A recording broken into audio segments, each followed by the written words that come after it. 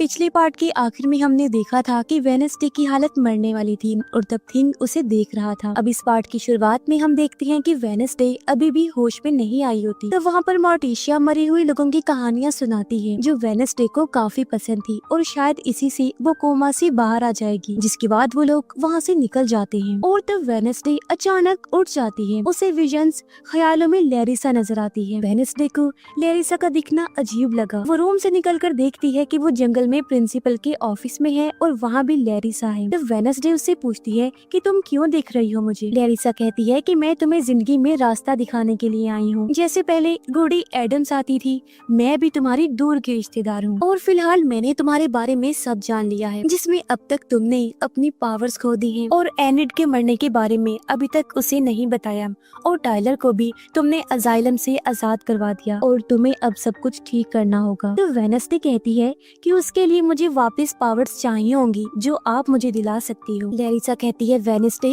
तुम्हारी पावर्स तुम्हारे अंदर ही हैं, तुमने उन्हें गलत तरीके से यूज किया था और अब तुम्हें सब ठीक करना होगा, इसीलिए उठ जाओ। दूसरी तरफ जूडी ने रिपोर्टर्स को बताया कि कुछ टाइम पहले हमारे अजाइलम में लाइट चली गई, जिस वजह से सभी खूंखार कैदी आजाद हो गए और उनके काफी सारे लोग मारे गए और काफी सारे कैदियों को हमने वापस कैद भी कर लिया है और अब सिर्फ 3 कैदी बाहर हैं, जिनमें टाइलर और ज़ॉम्बी भी शामिल थी। शेरिफ कहती है अगर वो किसी को भी दिखे तो पुलिस को बताना होगा और टाइलर जख्मी है जो शहर में कहीं पर छुपा हुआ होगा। कुछ देर बाद एक किलर एक्सपेरिमेंट किए जाने वाले आउटकास्ट को ढूंढ ढूंढ कर मार रहा था और ये काम वो जूडी के कहने पर कर रहा था। जूडी ने उसे आखिरी काम प्रोजेक्ट 1938 को ढूंढकर मारने के लिए कहा क्योंकि वो काफी खतरनाक थी। फिर जूडी वहाँ से आकर वेडनेसडे से मिली, जिसमें वो उसके साथ फिर से अच्छी शुरुआत करना चाहती थी। तो वेडनेसडे कहती है कि बहुत जल्द शेरिफ तुम्हारी खुफिया लैब के बारे में पता लगा लेगी। जूडी ने जवाब दिया कि अब तक तो मैंने वहाँ से सभी चीजें हटा दी हैं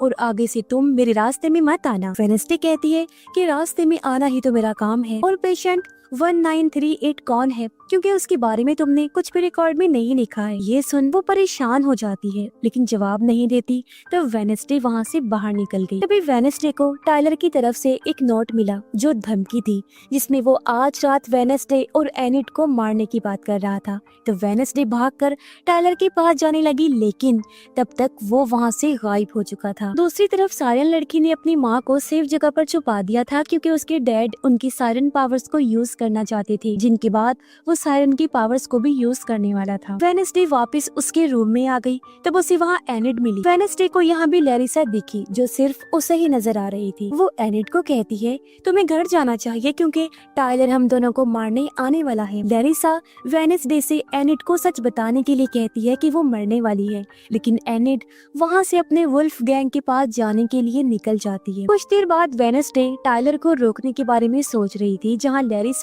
उसकी मदद करना चाहती थी। प्रिंसिपल ने सबको बताया कि आज रात वो लोग आउटकास्ट के लिए एक इवेंट रख रहे हैं। सारे बच्चे कब्रिस्तान के पास होंगे और वो लोग अपने फोरफादर्स यानी अपनी फैमिली के पुराने लोगों को याद करेंगे। तब ये सुनकर बच्चे काफी ज्यादा खुश हो जाते हैं। वेडनेसडे ने आकर प्रिंसिपल को कहा कि रात को टाइलर कब्रिस्तान में हमला कर सकता है। इस पर प्रिंसिपल ने कहा कि रात को कोई भी प्रोग्राम अब कैंसिल नहीं होगा क्योंकि हाइड को इतने सारे आउटकास्ट मिलकर आराम से हरा सकते हैं और म्यूजिक टीचर के पास काफी सारी जानकारी है क्योंकि उसका सामना पहले भी हाइड से हुआ था। पग काफी उदास था और उसने अपने डैड को भी बताया कि मैं अपने पेट ज़ॉम्बी की वजह से परेशान हूँ जो मेरा दोस्त बन गया था और वो गुम हो गया है। तब उसके डैड ने उसे ढूंढने में पग को मदद करने के लिए कहा ताकि उनका बेटा पग खुश हो सके। दूसरी तरफ किलर को एक केव यानी गार के बाहर पैरों के निशान दिखे, तब वो प्रोजेक्ट 1938 को ढूंढने के लिए अंदर गया। अंदर टाइलर छुपा हुआ था, वो काफी कमजोर था। जहाँ उसे अपने डैड दिखे जो टाइलर से कहते हैं कि तुमने अपने मास्टर को मार दिया है और ये तुम्हारी काफी बड़ी गलती है। तब टाइलर चिल्लाने लगा और उसकी आवाज सुनकर किलर उसी जगह पर आ जाता है। तब पीछे से हाइड आकर उस पर हमला कर देता है और उसने एक ही झटके में किलर की जान ले ली। उसकी आवाज ज़ॉम्बी ने भी बाहर सुन ली थी तो वो भी अंदर जाने लगा। वेडनेसडे म्यूजिक टीचर से पूछती है कि क्या हाइड नया मास्टर बदल सकता है। तब वो कहती है कि अगर तुम टाइलर के ऊपर ये करने का सोच रही हो तो चीजें खराब हो सकती हैं।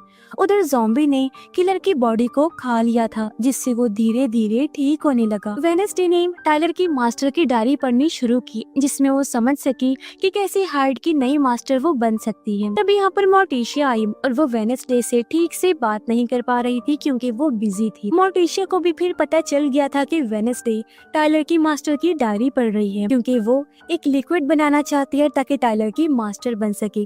तब मोर्टिशिया और लैरिसा को वेडनेसडे का ये प्लान बिल्कुल ठीक नहीं लगा, क्योंकि उसके पीछे जाना रिस्की था। रात होने पर पग और उसके डैड ज़ॉम्बी को ढूंढते हुए शहर के एक इवेंट में पहुंचे। ज़ॉम्बी ने भी उन्हें देख लिया था और वो उनके पीछे जाता है। पुलिस वालों ने किलर की लाश देखी। उन्हें पता चला कि उस पर हाइड और किलर दोनों के हमलों के निशान थे।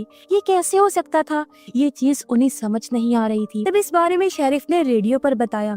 तब रेडियो की न्यूज दूसरी तरफ प्रोजेक्ट 1938 ने भी सुनी, जिसे वेडनेसडे ने आजाद कर दिया था। एग्नेस, जो कि वेडनेसडे की साथी है, उससे आकर मिलती है। उसने बताया कि रात को नाइट शेड की खुफिया मीटिंग होने वाली थी।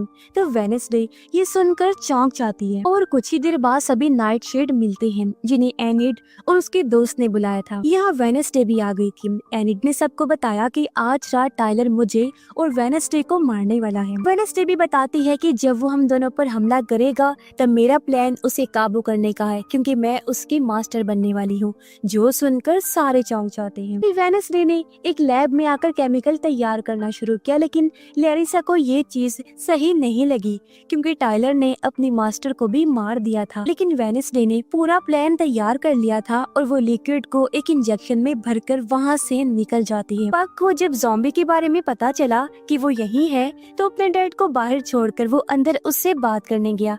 तब ज़ॉम्बी ने कहा, पग मेरे दोस्त, मेरा दिमाग ही मुझे पूरी तरह से ठीक कर रहा है और मेरी मदद यहाँ से भागने में करो, मैं तुम्हें बाद में आकर मिलूंगा। पग मान गया और बाहर आकर उसने अपने डैड से झूठ बोला कि वो नहीं मिला और वो दुखी होने का नाटक करता है। प्रोजेक्ट 1938 मोर्टिशिया से आकर मिली, जिसका असली नाम फेरी था। ये दोनों एक साथ पढ़ती थी। वो मोर्टिशिया से कहती है कि मुझे अपने बेटे को बचाना है, तो प्लीज मेरी मदद करो। तब यहाँ मोर्टिशिया भी समझ जाती है कि फेरी असल में टाइलर की माँ है और दोनों डील करती हैं। रात को सारे आउटकास्ट कब्रिस्तान में आ जाते हैं। यहाँ टाइलर भी आ गया था।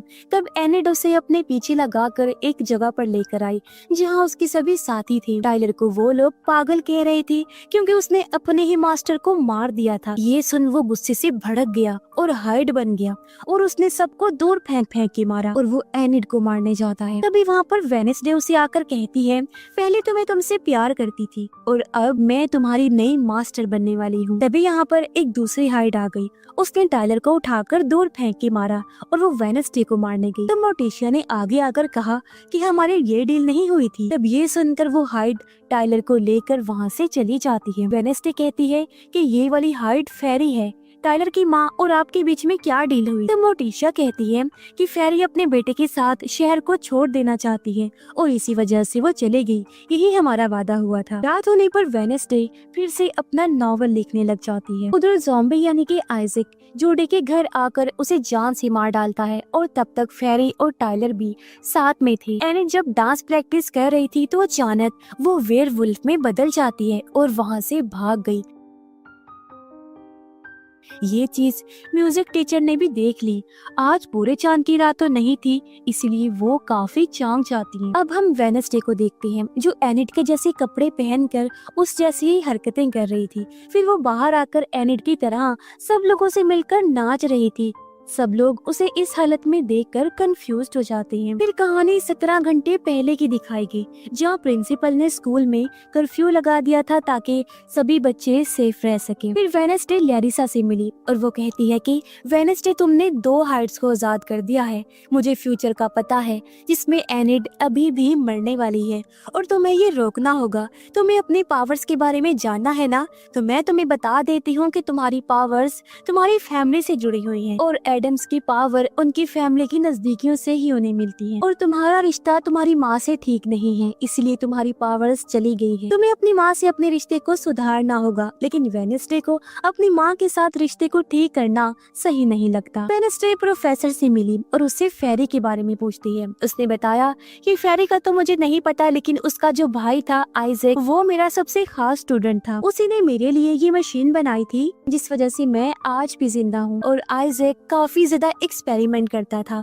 लेकिन फिर एक बार उसके एक्सपेरिमेंट के दौरान धमाका हुआ और सबको लगता था कि वो मर गया और उसकी लाश को स्कल ट्री के नीचे दबा दिया। ऐसी अफवाहें मैंने सुनी थी। तब ये सुनकर वो हैरान रह जाती है। फिर वेडनेसडे आइजैक के बारे में पता लगाने का काम एग्नेस को देती है। बग उसे एक तस्वीर भी देता है जो उसे आइजैक के पास से मिली थी, जिससे वेडनेसडे समझ जाती है कि वो अपनी बहन को ढूंढ रहा है, जो और कोई नहीं बल्कि फेरी है। दूसरी तरफ फेरी ने टाइलर को उठाया और उसने अपने बेटे से दूर जाने के लिए माफी मांगी और कहा कि तुम्हारा कोई मास्टर नहीं है। अब म्यूजिक टीचर आकर एनिट से मिली और उसे कहा कि तुम पिछली रात को वेयरवुल्फ बनी थी। वो रात तो पूरे चांद की रात भी नहीं थी, यानी कि तुम एक अल्फा वेयरवुल्फ हो और अल्फा वेयरवुल्फ सबसे ज्यादा पावरफुल होते हैं। वेडनेसडे आकर फिर अपनी नानी से मिलती है और कहती है कि मुझे मेरी पावर्स वापस चाहिए और इसका कोई रास्ता जरूर होगा। मैंने एक और हाइड को आजाद कर दिया है और अब मुझे 2 हाइड का सामना करना है।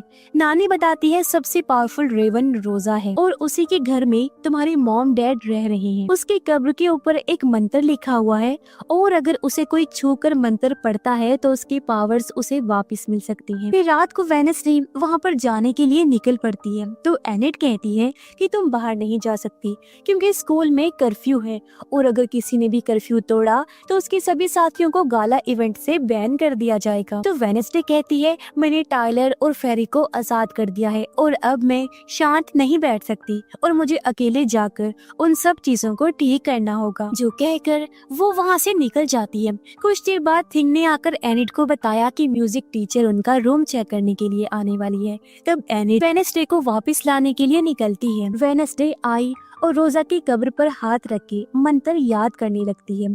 तब उसने विजन देखा जिसमें वो रोजा के घर में एक खुफिया कमरे में गई जहाँ रोजा उसके आने की वजह पूछती है। वेडनेसडे कहती है कि मुझे मेरी पावर्स वापस चाहिए, बहुत सारे लोगों की जान खतरे में है, इसीलिए प्लीज मेरी मदद करो। तब रोजा ने वेडनेसडे के हाथ को एक मोमबत्ती पर रखकर अपनी पावर्स को कुछ देर के लिए वापस लेने के लिए कहा, लेकिन अगर उसने अपने हाथ को टाइम से पहले हटा दिया तो गड़बड़ हो सकती थी। तो वहाँ पर वेडनेसडे ने मोमबत्ती को छूकर पावर्स लेना शुरू किया, लेकिन एनिट ने आकर वेडनेसडे का हाथ कब्र से दूर किया, जिसकी वजह से मंत्र में गड़बड़ हो गई। उन दोनों ने एक दूसरे को देखा और वो वहीं पर बेहोश हो जाती है।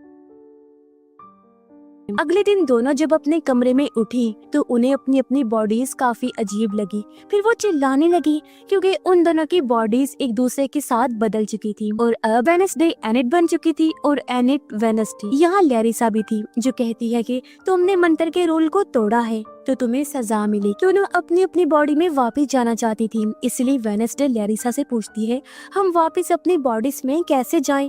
तब उसने कहा कि ये तुम खुद पता लगाओगी। तो वेडनेसडे एनिट से कहती है कि हमें सब कुछ ठीक करना होगा, लेकिन तब तक हमें सबके सामने नॉर्मल रहना पड़ेगा और किसी को भी इस बारे में बताना नहीं। अब एनिट को वेडनेसडे बनना सिंपल लगा, लेकिन एनिट की स्टाइल से सबको समझ में आने लगा था कि कुछ तो गड़बड़ है। तभी एनिट को वहाँ एग्नेस मिली जो वेडनेसडे समझकर उससे बात कर रही थी। वेडनेसडे ने कहा कि मुझे अपना डेली वाला मिल्क शेक पीना है। एग्नेस ने उसे बताया कि आपको तो रंगों से एलर्जी है ना।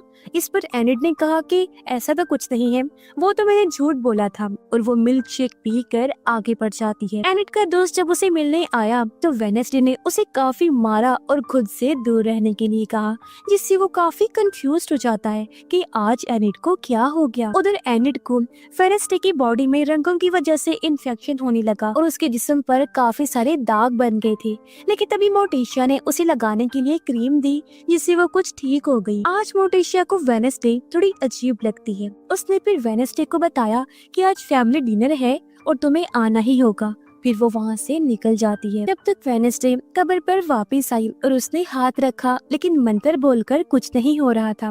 तब लैरिसा ने बताया कि तुमने ये एनिड के साथ गड़बड़ की थी, तो तुम इसे अकेले नहीं ठीक कर सकती, और पहले भी 2 रेवन ने ये गड़बड़ की थी और 24 घंटे के अंदर वो मर चुकी थी। अब शायद इसी तरह से तुम एनिड को मारने वाली हो। तब वेडनेसडे ये सुनकर चौंक जाती है। दूसरी तरफ फेरी टाइलर का ख्याल रख रही थी, तभी दरवाजे पर नॉक हुआ। उनके अंडरग्राउंड फैसिलिटी में इस बार आइजैक आ चुका था। फेरी उसे जिंदा देखकर चौंक गई, क्योंकि उसका भाई आइजैक मर चुका था। लेकिन आइजैक ने बताया, बहन मैंने तुम्हें काफी ज्यादा मिस किया। फिर वो दोनों बहन भाई मिलकर बहुत खुश होते हैं और वो अपने भांजे टाइलर को देखकर भी खुश होता है। तभी फेरी की तबीयत खराब होने लगी और उसने आइजैक को बताया कि हाइड ज्यादा दिनों तक जिंदा नहीं रह सकती, और आइजैक हमेशा से यही चाहता था कि वो अपनी बहन की पावर्स को खत्म करके उसे नॉर्मल इंसान बना सके। आइजैक ये भी बताता है कि मैंने जूडी को मार दिया है, जो सुनकर फेरी खुश हो जाती है। दूसरी तरफ वेडनेसडे अपना म्यूजिक बजा रही थी, तो वहाँ पर म्यूजिक टीचर आकर उसकी तारीफ करती है। उसने कहा कि तुम अब वेडनेसडे की तरह ही बनती जा रही हो, और उसे शांत रहने के लिए कहा, क्योंकि एनिड अब कभी भी वेयरवुल्फ बन सकती थी, इसीलिए उसे स्कूल के केज पिंजरे में बंद रहना होगा। तब वेडनेसडे एनिड के बारे में ये जानकर चौंक गई और उसे रोजा आकर बताती है कि तुम्हें अपनी बॉडी में जाने के लिए सुबह तक का वक्त मिला है, और अगर तुम नहीं गई तो तुम मारी जाओ। उधर एनिड ने वेडनेसडे की नॉवल की मदद से उसके और उसकी फैमिली के बारे में जानने का फैसला किया, क्योंकि उसे फैमिली डिनर पर जो जाना था, जिसमें वेडनेसडे अपने सभी करीबी लोगों के बारे में लिखती थी। तब एनिड को पता चला कि वेडनेसडे उसे बेवकूफ लड़की समझती थी, जिसमें वो हमेशा एनिड को बचाती है। तब एनिड अपने बारे में ये पढ़कर भड़क जाती है। फिर एनिड ने उसे डेमो देने का फैसला किया और वो अपनी स्टाइल में वापस आकर स्कूल में घूम रही थी और डांस कर रही थी, लेकिन फिर से रंगों की वजह से उसे इन्फेक्शन होने लगा। तो वो चिल्लाने लगी, उसकी हालत बहुत खराब हो गई थी और ये चीज वेडनेसडे ने भी देख ली थी। उधर वेडनेसडे को पता चला कि एनिड का दोस्त किसी और लड़की से भी बात करता है, इसीलिए वो एनिड की तरफ से उससे रिश्ता तोड़ लेती है। तभी वहाँ पर म्यूजिक टीचर ने आकर वेडनेसडे को केज में जाने के लिए कहा, क्योंकि उसके बाहर रहने से खतरा हो सकता था। एग्नेस आकर एनिड से मिली, यानी वेडनेसडे से, और उससे पूछती है कि आप एनिड का फोन क्यों यूज कर रही हो, और एनिड केज में है और उसने अपने दोस्त से भी रिश्ता तोड़ लिया है। अब एनिड ये सुनकर भड़क गई। एग्नेस ने फिर बता दिया कि आप तो उस लड़की को मरने से बचा रही हो, जैसे आपने विजन में देखा था। तब ये सुनकर भी एनिड काफी हैरान रह जाती है। एग्नेस कहती है कि एनिड मुसीबत है, आपको उसे छोड़ देना चाहिए, क्योंकि आपको मेरे जैसी फ्रेंड की जरूरत है, वो बेवकूफ लड़की है। तब एनिड भड़क कर कहती है कि तुम लूजर हो, मेरी तरह बनना चाहती हो, मैं तो सिर्फ तुम्हें यूज करती हूँ अपने कामों के लिए। तब एग्नेस इस बात से दुखी हो गई और वहाँ से चली जाती है। उधर एडम्स फैमिली में डिनर चल रहा था और एनिड को खाना पसंद नहीं आ रहा था। मोर्टिशिया ने फिर अपने दोनों बच्चों को सच बताने के लिए कहा, क्योंकि वो स्कूल में गड़बड़ कर रहे थे। तब पग बताता है कि मेले में मैंने ज़ॉम्बी को देखा था, लेकिन डैड से झूठ बोला और इस बात के लिए वो अपने बाप से माफी मांगता है। तब उसके डैड पग को सजा देने के लिए उसे वहाँ से बाहर ले जाते हैं। तब वहाँ मोर्टिशिया और एनिड बैठे थे। मोर्टिशिया को आज वेडनेसडे थोड़ी अजीब लगी और उसने लैरिसा को सामने आने के लिए कहा, क्योंकि वो उसे फील कर सकती थी। यानी अब लैरिसा मोर्टिशिया को भी दिखने लगी, लेकिन एनिड उसे नहीं देख पा रही थी। लैरिसा ने बताया कि मैं वेडनेसडे को रास्ता दिखाने के लिए आई हूँ, और असल में ये वेडनेसडे नहीं बल्कि एनिड है, क्योंकि तुम्हारी माँ ने उसे रोजा के पास भेजा और अब उनकी बॉडीज बदल चुकी हैं। तब एनिड ने कहा कि हाँ यही सच है, और वेडनेसडे स्कूल के अंदर एक केज में है। लैरिसा कहती है कि हमें उन्हें आजाद करना होगा, वरना उनकी जान खतरे में हो सकती है। तब मोर्टिशिया ने एनिड को जाकर वेडनेसडे को आजाद करने के लिए कहा, जिसे वो दोनों साथ में मिलकर हमेशा जिंदा रह सके। दूसरी तरफ स्कूल में ऑफिसर से आइजैक आकर मिला। ऑफिसर ने कहा कि तुम तो मर चुके थे और तुम्हारा वापस जिंदा होना कुदरत के कानून के खिलाफ है। तब उसने कहा कि मैं साइंस की वजह से जिंदा हूँ। ऑफिसर कहता है ये बहुत गलत है, और तब आइजैक कहता है कि आप भी तो मेरे साइंस के एक्सपेरिमेंट की वजह से जिंदा हो, और अब मुझे मेरी मशीन वापस चाहिए। फिर आइजैक ने ऑफिसर के मशीन पावर सोर्स को निकाल दिया, जिससे ऑफिसर फौरन मारा जाता है, और तब आइजैक उसे खाने लगता है। ये चीज एग्नेस ने भी देख ली और वो चिल्लाते हुए वहाँ से डरकर भाग गई। फिर आइजैक बाहर अपनी कार में आया जहाँ उसके साथ टायलर और फेरी भी थी। आइजैक ने बताया कि उस स्कूल की मशीन को पावर सोर्स मैं दे दूंगा, जिससे फेरी के अंदर से हाइड को मैं निकाल दूंगा। वो लोग फिर आगे बढ़ जाते हैं। तब उनकी कार में एग्नेस भी थी। जी हाँ, उसके साथ कार में जूडी की लाश भी थी, जिसे देखकर वो डर जाती है। उधर स्कूल के केज में वेडनेसडे आकर एनिड से मिली। फिर एनिड ने कहा कि एग्नेस ने मुझे बताया है कि मैं मरने वाली हूँ और मुझे अब तुम पर भरोसा नहीं है और कैसे भी मुझे वापस अपनी बॉडी में जाना है। तभी एनिड को एग्नेस का फोन आया और उसने बताया कि मैंने आइजैक को ढूंढ लिया है और फिलहाल वो टायलर और फेरी के साथ जा रहा है और मैं उसकी कार की डिग्गी में छुपी हुई हूँ, जिसमें मेरे साथ जूडी की लाश भी है और मैंने आपको लोकेशन भेज दी है। तब वेडनेसडे ने उसका पीछा करने का फैसला किया और वो एनिड के साथ वहाँ से निकल जाती है। कुछ देर बाद पावर सोर्स से विलो हॉल स्कूल की मशीन को आइजैक ने स्टार्ट कर दिया था, जो कि उसने ही बनाई थी और वो अपनी बहन को अब हाइड बनने के कर्ज शराब से आजाद करने वाला था। तब टायलर ये सुनकर भड़क गया क्योंकि उसे हाइड बनना शराब नहीं लगता था। तब फेरी ने बताया कि बेटा, हाइड ज्यादा दिनों तक जिंदा नहीं रह सकती। आइजैक ने भी कहा कि अगर वो हाइड रहेगी ही नहीं तो हमेशा जिंदा रह सकती है। फिर वो दोनों बाहर आए और उन्होंने मशीन की पावर को बढ़ाना शुरू किया, लेकिन तब तक टायलर ने एग्नेस को पकड़ लिया था। टायलर ने बताया कि वेडनेसडे की दोस्त है। आइजैक ने उसे केज में बंद करने के लिए कहा क्योंकि वो एक्सपेरिमेंट के बाद एग्नेस को खाने वाला था, लेकिन तब तक वहाँ वेडनेसडे और एनिड भी आ चुकी थी और दोनों ने देखा कि आइजैक फेरी को मशीन की पावर से ठीक कर रहा था। तो वेडनेसडे ने एग्नेस को आजाद करवाने की कोशिश की। तब टायलर आ गया, लेकिन पीछे से एनिड ने टायलर पर हमला किया। तब वेडनेसडे ने टांग मारकर टायलर को दूर फेंका और वहीं पर वो बदलने लगी, वो वेयरवुल्फ बन रही थी। तब एनिड ने एग्नेस को आजाद कर दिया और तब तक वेडनेसडे बदलकर वेयरवुल्फ बन गई थी और तब टायलर ने उसे अंदर कैद कर दिया। एग्नेस ने इनविजिबल होकर मशीन में गड़बड़ करना शुरू कर दिया। आइजैक और टायलर दोनों फेरी को बचाने में लग गए। वेडनेसडे जो वेयरवुल्फ बनी हुई थी बाहर आई। टायलर भी हाइड बनने वाला था, लेकिन फेरी उसे रोक देती है और तब वेडनेसडे ने उसे पकड़ लिया। एनिड ने उसे वहाँ से निकलने के लिए कहा क्योंकि मशीन ब्लास्ट होने वाली थी। तो वेडनेसडे टायलर को फेंक कर वहाँ से निकल गई और तब फेरी, टायलर और आइजैक भी पास की कैबिन में छुप गई और पूरी मशीन वहाँ पर धमाके में उड़ जाती है। कुछ देर बाद वेडनेसडे वापस एनिड के रूप में आ चुकी थी और उसने एनिड की पावर की तारीफ की, जिससे अब एग्नेस को समझ आई कि दोनों की बॉडीज बदल गई हैं। फिर वेडनेसडे एनिड के साथ रोजा की कब्र पर आई और उसने एनिड के साथ पत्थर को छुआ। फिर दोनों ने एक दूसरे के बारे में बताना शुरू किया, जिसमें एनिड कहती है कि वेडनेसडे तुम काफी बहादुर हो। तो वेडनेसडे ने एनिड के बारे में बताना शुरू किया कि एनिड काफी ज्यादा पावरफुल है और वेडनेसडे ने उसे कमजोर समझा था, जो उसकी भूल थी। तभी वहाँ एक बिजली चमकी और दोनों नीचे गिर पड़ी और फिर उनकी बॉडीज उन्हें वापस मिल जाती हैं, जिस वजह से वो दोनों काफी खुश होती हैं। फिर वेडनेसडे को लैरिसा दिखी, जो उसे डार्क वर्ल्ड में लेकर गई और उसने बताया कि एनिड अब नहीं मरने वाली है, लेकिन अब कोई एडम्स फैमिली में से मरने वाला है। उसने वेडनेसडे को एडम्स फैमिली मेंबर की कब्र भी दिखाई, जिसके ऊपर उसका फिलहाल नाम नहीं लिखा था। इसके बाद हम 15 साल के पहले का टाइम देखते हैं।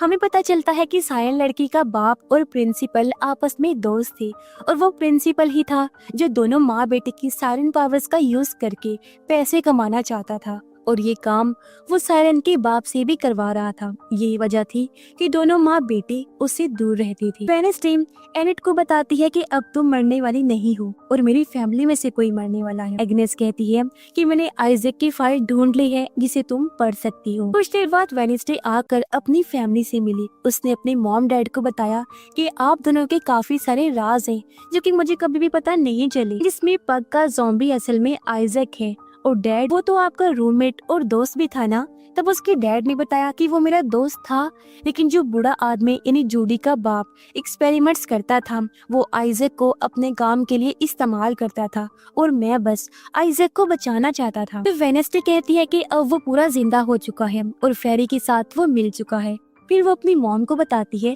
कि अब एनिट नहीं बल्कि हमारी फैमिली में से कोई मरने वाला है। म्यूजिक टीचर एनिट को कहती है कि 2 दिनों में पूरे चांद की रात आने वाली है और उस रात को अगर तुम वेयरवुल्फ बनी तो जिंदगी भर तुम वेयरवुल्फ ही बनी रहोगी। इसके बाद और भी बुरी चीजें हो सकती हैं, जिसमें अगर तुम अल्फा वेयरवुल्फ बनती हो तो दुनिया के सभी वुल्फ तुम्हें ढूंढ कर मारने के लिए आएंगे, इसलिए तुम्हें अपनी जान बचाने के लिए रोज रात को केज में ही रहना पड़ेगा। उधर वेडनेसडे फेरी, आइजैक और टायलर की लोकेशन पर आई, जहां उसे एक बटरफ्लाई मिली, जिसे लेकर वो पग के साथी के पास आई।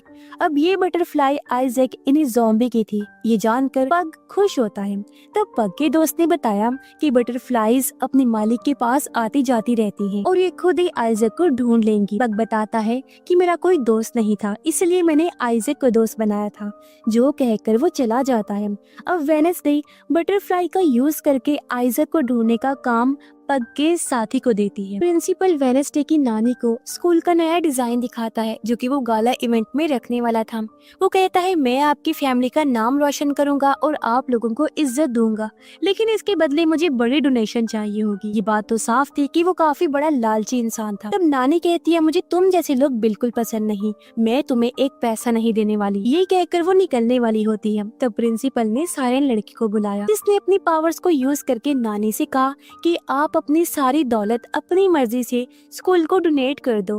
तब वो मान जाती है। दूसरी तरफ टायलर ने फेरी का इलाज करना शुरू कर दिया था। उसकी माँ को खून की जरूरत थी, तो वो अपना ही खून उसे देता है। फिर वेडनेसडे आकर साइलेंट लड़की से तलवारबाजी करने लगी। रोसी कहती है कि तुम अपने पावर्स की मदद से मेरी नानी को डोनेशन देने पर मजबूर कर रही हो। इस पर साइलेंट लड़की उसे सब कुछ भूलने का कहकर वहाँ से चली जाती है, लेकिन एग्नेस उसे बताती है कि साइलेंट लड़की को प्रिंसिपल धमका रहा है, तभी वो ऐसा कर रही है और उसकी माँ को भी उसने कैद करके रखा है, क्योंकि वो उन दोनों माँ बेटे की पावर्स को यूज करके पैसे कमाना चाहता है। एग्नेस वेडनेसडे की बेस्ट फ्रेंड बनने के लिए पूरी तरह उसके जैसा हुलिया बनाकर उसके सामने आ जाती है। तो वेडनेसडे कहती है कि तुम बिल्कुल भी खास नहीं हो और मेरे जैसी तो तुम बिल्कुल भी नहीं बन सकती। वो फिर वहाँ से निकल गई और इस बात से एग्नेस का दिल टूट जाता है।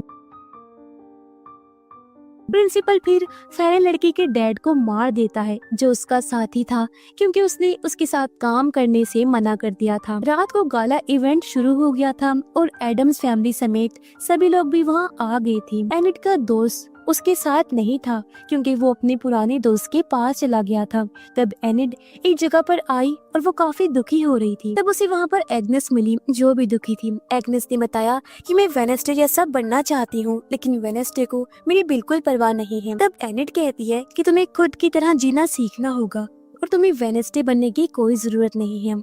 तब एग्नेस को उसकी बात अच्छी लगी। इस दौरान एनिट के क्लासमेट ने साइलेंट लड़की की माँ को एक रूम से आजाद कर लिया होता है। फिर वेडनेसडे ने इस बारे में आकर एनिट को बताया कि साइलेंट की माँ अब आजाद हो चुकी है और उन्हें अब प्रिंसिपल को रोकना होगा। और एग्नेस, मुझे तुम्हारी मदद चाहिए ताकि प्रिंसिपल के तावीज को हम निकाल सके, और अच्छा हुआ तुमने अपने खुद की पहचान बना ली है। जो सुनकर वो काफी खुश होती है। कुछ देर बाद वहाँ पर डांस शुरू हुआ, जिसमें एनिड ने इस बार एग्नेस के साथ डांस किया। ये कमाल का डांस कर रही थी। इस दौरान एग्नेस इनविजिबल होकर प्रिंसिपल के पास आई और उसने प्रिंसिपल का तावीज निकाल लिया। फिर उसने एनिट के साथ डांस को खत्म किया, जिससे सभी लोग काफी खुश हुए। कुछ देर बाद साइलेंट लड़की प्रिंसिपल को स्टेज पर आने का कहती है। वो जब आया तो साइलेंट अपनी पावर से उसे कहती है कि सबको सच बताओ। तब प्रिंसिपल ने सबको बताना शुरू किया कि उसने सबसे पहले साइलेंट लड़की को मजबूर किया कि वो मोर्टिशिया और नानी के पास से बड़ा डोनेशन निकाल ले, लेकिन मोर्टिशिया इस चीज में फेल हुई। तब प्रिंसिपल ने साइलेंट लड़की की माँ को भी कैद किया और नानी की पूरी जायदाद को साइलेंट की पावर से लूटने की कोशिश की। वो कहता है मैंने पैसे अपने साथी साइलेंट के बाग को भी देने थे, लेकिन वो गद्दारी पर उतर आया और मैंने उसे मार डाला। जो सुनकर सभी चौंक जाते हैं। अब प्रिंसिपल को होश आ गया, इसलिए वो साइलेंट लड़की को पकड़ लेता है और उसे मारने की धमकी देने लगता है। तभी उसने गलती से आग ऊपर झूमर में भी छोड़ दी थी, इससे साइलेंट आजाद हो गई और एनिड की क्लासमेट ने अपनी मेडुसा की पावर का यूज करके प्रिंसिपल को पत्थर का बना दिया। तब ऊपर से झूमर उस पर गिरता है और प्रिंसिपल वहीं मारा जाता है। तब ये देखकर नानी काफी ज्यादा खुश हुई और वेडनेसडे का शुक्रिया अदा करती है, क्योंकि वो अपने सारे पैसों को खोने से बाल बाल बची थी। तभी वहाँ पर वेनेस्डे को पग के साथी ने आकर बताया कि उसी बटरफ्लाई से पता चल गया है कि आइजैक कब्रिस्तान में है। तब मोर्टिशिया देखती है कि पग भी वहाँ से गायब है। उधर पग कब्रिस्तान में था, तब उसे आइजैक आकर मिला, जिसका अब पूरा इंसानी जिस्म आ चुका था। उसे पग की मदद की जरूरत थी, इसीलिए वो पग को बेहोश करके पकड़ लेता है। कुछ ही देर बाद वहाँ पर वेनेस्डे और पग का साथी आ जाते हैं, लेकिन वहाँ पर सारी बटरफ्लाईज ही बचे थे। इसी वेनेस्डे समझ गई कि पग को आइजैक ने कैद कर दिया है। जंगल में पुलिस वाले पग को ढूंढ रहे थे क्योंकि वो अभी भी गायब था, और वेनेस्डे को समझ नहीं आ रही थी कि आइजैक को पग से क्या मिलेगा, क्योंकि वो किसी काम का नहीं था, और इस बारे में मोर्टिशिया और उसके हस्बैंड को भी समझ नहीं आ रहा। शेरिफ उनसे कहती है कि हो सकता है उनसे कोई बदला ले रहा हो। तब वेनेस्डे उनकी बातें सुन रही थी। फिर वेनेस्डे और मोर्टिशिया साथ में लैरिसा को बताने लगी कि उन दोनों को नानी की मदद लेनी होगी, क्योंकि तीनों अपनी पावर्स को यूज करके पग को ढूंढ सकती हैं। कुछ देर बाद मोर्टिशिया ने अपनी माँ को आधे रास्ते से ही वापस बुला लिया। फिर तीनों ने साथ में मिलकर अपनी पावर्स को यूज करना शुरू किया। जहाँ वेनेस्डे को विजन दिखे, उसने देखा कि मोर्टिशिया और उसके हस्बैंड ने सालों पहले आइजैक को मारकर उसकी लाश को जमीन में गाड़ दिया था। फिर वेनेस्डे ने होश में आकर मोर्टिशिया को इसके बारे में पूरा सच बताने के लिए कहा। तो मोर्टिशिया ने बताया कि आइजैक जिस दिन मरा था, उस रात मैं और मेरे हस्बैंड दोनों आइजैक के साथ, जिसमें आइजैक अपनी मशीन को बनाकर अपनी बहन को ठीक करना चाहता था, और इस मशीन को काफी ज्यादा पावर चाहिए थी, जिसमें आइजैक ने मेरे हस्बैंड यानी तुम्हारे पापा की मदद ली, क्योंकि उनके पास भी बिजली को कंट्रोल करने की पावर थी। इसीलिए उन्होंने अपने दोस्त आइजैक की मदद करने की कोशिश की, लेकिन आइजैक ने अपनी पावर से उनकी सारी पावर्स छीन लेने की कोशिश की, क्योंकि इन्हीं पावर से वो फेरी को ठीक करना चाहता था। इस चीज में मेरे हस्बैंड की जान खतरे में थी, लेकिन तब मोर्टिशिया ने आइजैक पर हमला करके उस मशीन को बर्बाद कर दिया। इसमें आइजैक मारा गया, लेकिन फेरी बच गई। और इस हादसे में मेरे हस्बैंड यानी तुम्हारे डैड ने अपनी पावर्स खो दी, और बूढ़े साइंटिस्ट ने भी उन दोनों को धमकाया कि अगर उन्होंने सबको सच बताया तो वो लोग मर्डर केस में फंस सकते हैं। इसीलिए हम दोनों ने मिलकर आइजैक को कब्र में गाड़ दिया था, जो कि आइजैक ने मेरे हस्बैंड के लिए खो दी। वेनेस्डे कहती है कि फिर से वो यही करने वाला है, बस वो इस बार पापा की जगह पग की पावर्स को यूज करने वाला है, और मैं अपने भाई को कुछ होने नहीं दूंगी। उधर आइजैक पग को खाना देता है, साथ ही वो अपनी बहन के साथ काफी खुश था, और वो दोनों इस जिंदगी को सुधारने वाले थे। लेकिन वहाँ पर फेरी ने आइजैक को थोड़ी सी चीजें बदलने के लिए कहा, तब वो मान गया। वहीं पर टाइलर आया और उसने पग के थोड़े से कपड़े शहर की दूसरी तरफ छोड़ दिए थे, जिससे कोई उन तक पहुँच ना सके। तो ये सुनकर आइजैक काफी खुश हो जाता है, क्योंकि वो वेनेस्डे के सामने उसके भाई को मारना चाहता था। फिर एनिट केज में जाने के लिए निकली, क्योंकि आज रात पूरे चांद की रात थी और वो किसी भी तरह से वेयरवुल्फ नहीं बनना चाहती थी। उधर पग का साथी वेनेस्डे को कहता है कि ये बटरफ्लाईज 48 घंटों में मर जाती हैं, और मैंने भी पग पर ध्यान नहीं दिया, अगर दिया होता तो वो मेरा अच्छा दोस्त बन जाता। तो वेनेस्डे कहती है कि मेरे भाई ने जो भी गलतियां की हैं उसकी जिम्मेदार मैं हूँ। कुछ देर बाद पग के साथी ने आकर वेनेस्डे को आइजैक का दिया हुआ गिफ्ट दिया। तो वेनेस्डे ने देखा कि आइजैक ने रात को उसे कब्रिस्तान में उसके भाई को बचाने के लिए बुलाया है। वेनेस्डे रात को कब्रिस्तान में पहुंची, जहां आइजैक ने पग को पकड़ा हुआ था। वेनेस्डे ने पग को आजाद करने के लिए कहा, और थिंग ने छुपकर आइजैक पर हमला कर दिया, लेकिन उसे पहले से ही इस बारे में पता था, इसलिए टाइलर ने आकर थिंग को भी पकड़ लिया। फिर आइजैक ने वेनेस्डे को बताया कि थिंग कभी भी तुम्हारी फैमिली से नहीं था, और फिर उसने दिखाया कि थिंग उसी का हाथ था जिसे मोर्टिशिया ने काट दिया था। इससे वेनेस्डे समझ जाती है कि थिंग असल में आइजैक का कटा हुआ हाथ होगा, और कहानी हमें पास्ट की दिखाई गई, जिसमें आइजैक अपने पावर्स को यूज करने वाला था, तब मोर्टिशिया ने इसी हाथ को काट दिया था। तब आइजैक अपने पावर्स को ठीक से यूज नहीं कर पाया, इस वजह से मशीन फट पड़ी, और मशीन से थिंग जिंदा हो चुका था। और फिर वो मोर्टिशिया और उसके हस्बैंड को मिला। प्रेजेंट में आइजैक ने थिंग को अपनी बॉडी से जोड़ दिया था, और उसे सीने के बाद वो पूरी तरह से आइजैक के जिस्म का हिस्सा बन चुका था। और फिर आइजैक ने वेनेस्डे को पकड़ लिया और उसे जमीन में पूरी तरह से गाड़ कर उसके ऊपर काफी ज्यादा मिट्टी डाल दी थी, और उसे वहीं पर मरने के लिए छोड़ देता है। फिर वो तीनों वहाँ से निकले और स्कूल की लैब में जाने वाले थे, लेकिन तब वहाँ पर छुपकर एग्नेस ने ये सभी चीजें देख ली थी। फिर एग्नेस ने आकर इस बारे में एनिट को बताया कि वेडनेसडे को जमीन के नीचे गाड़ दिया गया है। फिर वो दोनों आकर जमीन खोदने लगी, लेकिन इस चीज में काफी वक्त लग रहा था और वेडनेसडे मरने वाली थी। लेकिन एनिट को वेडनेसडे को बचाना था और उसके पास एक ही रास्ता था। लेकिन मुसीबत की बात कि आज पूरे चांद की रात भी थी, इसलिए एग्नेस उसे ऐसा करने से मना करती है। लेकिन एनिट अपनी दोस्त को बचाने के लिए कुछ भी कर सकती थी, इसलिए वो खुद से वेयरवुल्फ बन जाती है और उसने जमीन खोदकर फिर वेडनेसडे को भी बाहर निकाल लिया। वेडनेसडे होश में आ गई और उसने एनिट को वेयरवुल्फ के फॉर्म में देखा और वो दुखी हो जाती है क्योंकि एनिट अब हमेशा के लिए वेयरवुल्फ बनने वाली थी। तब एनिट वहाँ से भाग जाती है, इसलिए वेडनेसडे ने एग्नेस को उसके पीछे जाने के लिए भेजा। तभी यहाँ मोर्टिशिया, उसका हस्बैंड और लैरिसा भी आ गई थी और अब इन सबको मिलकर पग को बचाना था।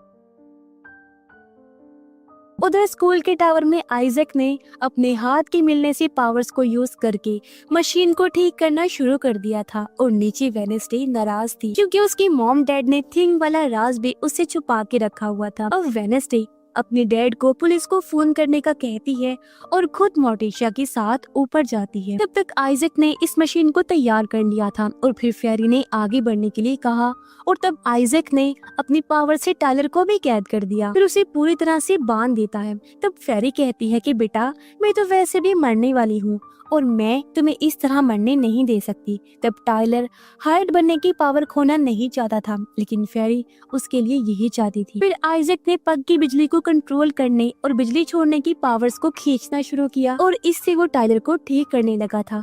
लेकिन वहाँ पर वेडनेसडे ने आकर टायलर को मारने की जगह उसे आजाद कर दिया और फिर वो पग को बचाने के लिए जाती है।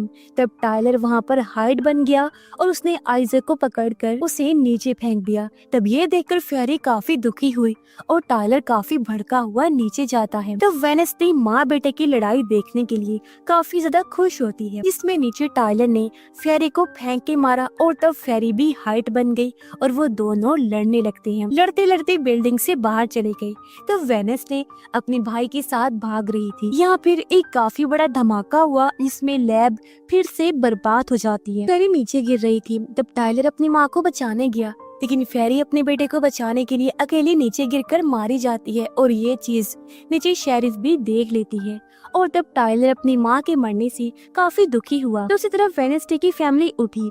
सबने देखा कि मोर्टिशिया जख्मी है, लेकिन अभी भी वो जिंदा थी। इसमें पूरी फैमिली प्रेडिक्शन के बाद भी बच गई थी, जिससे वो काफी खुश हो रहे थे। लेकिन तब आइजैक ने अपनी पावर से वेडनेसडे को मारने की कोशिश की, क्योंकि वेडनेसडे की ही वजह से आइजैक ने अपनी बहन को खो दिया था। तब वहाँ उन्होंने थिंग को अपनी फैमिली को याद करने के लिए कहा, एडम्स फैमिली को, और वापस आने के लिए कहते हैं। तब आइजैक कहता है कि वो तुम्हारा हिस्सा नहीं है बल्कि मेरा हिस्सा है। और तब वेडनेसडे ने थिंग और आइजैक को अलग करने के लिए कुल्हाड़ी को फेंका, लेकिन वो चूक जाती है। और तब वहाँ पर थिंग ने फिर से खुद को कंट्रोल में ले लिया और उसने आइजैक पर हमला कर दिया और उसके जिस्म से दिल निकाल लिया जो मशीन का बना हुआ था। और ऐसा होते ही आइजैक भी मारा जाता है। फिर थिंग वहाँ से आजाद होकर अपनी फैमिली के पास वापिस आ जाता है, जिससे सब काफी खुश हो गई। 2 दिनों के बाद स्कूल खत्म हो चुका था, इसलिए वेडनेसडे पैकिंग कर रही थी और थिंग भी अपनी सच्चाई को जानकर काफी खुश हो गया था। इसके बाद हम टायलर को देखते हैं, जो अपनी मॉम डैड की कब्र पर आकर काफी दुखी था। तब यहाँ म्यूजिक टीचर आई। उसने टायलर से कहा, मैं तुम्हारी मदद कर सकती हूँ, क्योंकि बिना मास्टर की हार्ट ज्यादा देर तक जिंदा नहीं रह सकती। तब टायलर कहता है कि मुझे किसी मास्टर की जरूरत नहीं है। और तब टीचर ने कहा कि मैं हाइड को काफी अच्छे से जानती हूँ, क्योंकि मेरे डैड भी हाइड थे और हाइड के ग्रुप के बारे में मुझे काफी जानकारी है। तब टायलर म्यूजिक टीचर के साथ जाने के लिए मान जाता है। उधर पग और उसका दोस्त भी हमेशा साथ रहने का वादा करते हैं, इसमें वो बेस्ट फ्रेंड बन जाएंगे। मोर्टिशिया वेडनेसडे को उसकी आर्ट की डायरी देती है, क्योंकि अब वो वेडनेसडे से कोई बात छुपाना नहीं चाहती थी, जिससे वेडनेसडे भी काफी खुश होती है। और तब लैरिसा दोनों को साथ में देखकर खुश हुई और कहती है कि तुम्हारी माँ के साथ तुम्हारा रिश्ता ठीक हो गया है, इसलिए अब तुम्हारी पावर्स भी तुम्हें वापिस से मिल जाएंगी और मेरा काम यहाँ पर खत्म हुआ, तो अब मुझे जाना होगा। फिर लैरिसा वेडनेसडे को बाय बोलकर हमेशा के लिए वहाँ से चली जाती है। कुछ देर बाद वेडनेसडे को लेने के लिए यहाँ पर अंकल आए। वेडनेसडे खुश थी और दोनों निकलने लगी।